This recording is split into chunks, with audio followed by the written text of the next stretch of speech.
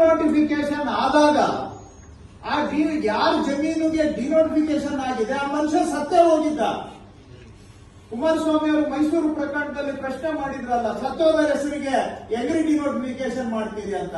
ಹಾಗಾದ್ರೆ ನಾವು ಕೇಳಲಿಕ್ಕೆ ಬಯಸ್ತೇವೆ, ಸ್ವಾಮಿ ಈ 1 ಎಕರೆ 11 ಗುಂಟೆ ಸತ್ತೋದರ ಹೆಸರಿಗೆ ನೀವ್ ಹೆಂಗೆ ಡಿನೋಟಿಫಿಕೇಶನ್ ಮಾಡಿಸಿದ್ರಿ?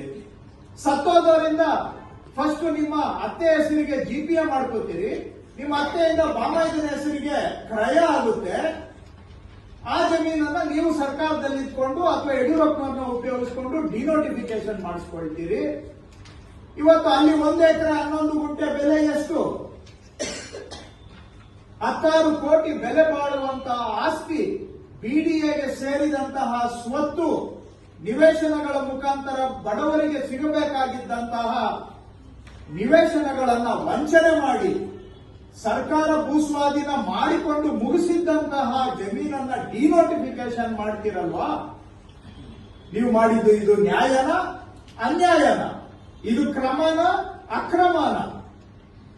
ಇದು ವ್ಯವಸ್ಥಿತ ವಂಚನೆ ಹೌದಾ ಅಲ್ವಾ? ಇವತ್ತು ಬಿಜೆಪಿಯವರು ಮಾನ್ಯ ವಿಜಯೇಂದ್ರ ಅವರು ಇಷ್ಟೆಲ್ಲ ಮಾತಾಡ್ತಾರೆ. ಯಾರು ಬರ್ದಿರೋದಿಲ್ಲಿ? ಭೂಸ್ವಾಧೀನದಿಂದ ಕೈ ಬಿಡಲು ಆದೇಶಿಸಿದೆ.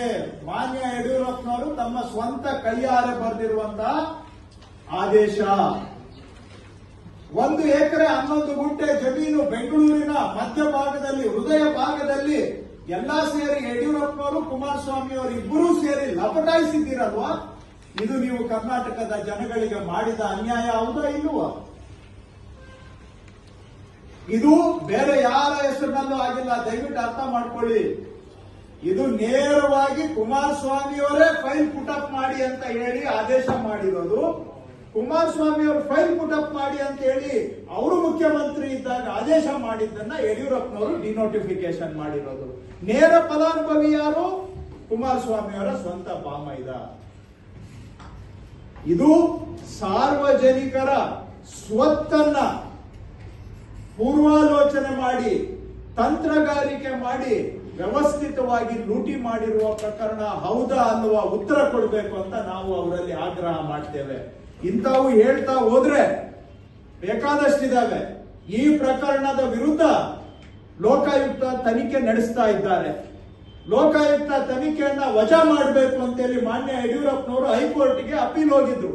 ಹೈಕೋರ್ಟ್ ಅಲ್ಲಿ ಅಪೀಲು ವಜಾ ಆಗಿ 25,000 ರೂಪಾಯಿ ದಂಡನೂ ಹಾಕಿದ್ದಾರೆ. ಇವತ್ತಿಗೂ ಕೂಡ ಲೋಕಾಯುಕ್ತದಲ್ಲಿ ತನಿಖೆಯಲ್ಲಿದೆ. ನಾವು ಈ ವೇದಿಕೆ ಮುಖಾಂತರ ಆಗ್ರಹ ಮಾಡ್ತಾ ಇದ್ದೇವೆ, ಲೋಕಾಯುಕ್ತದವರು ತತ್ಕ್ಷಣ ತನಿಖೆಯನ್ನ ಪೂರೈಸಿ ಅವರ ವರದಿಯನ್ನ ಇದರ ಮೇಲೆ ಕೊಡಬೇಕು. ಯಾರು ತಪ್ಪು ಮಾಡಿದ್ದಾರೆ ಅವರಿಗೆ ಶಿಕ್ಷೆ ಆಗುವಂತದ್ದು ಆಗಬೇಕು ಅಂತ ನಾವು ಲೋಕಾಯುಕ್ತ ಅವರನ್ನು ಕೂಡ ಆಗ್ರಹ ಮಾಡ್ತೇವೆ. ಇವೆಲ್ಲ ದಾಖಲೆಗಳನ್ನ ನಾವು ನಿಮಗೆ ಒದಗಿಸಿಕೊಡ್ತೇವೆ.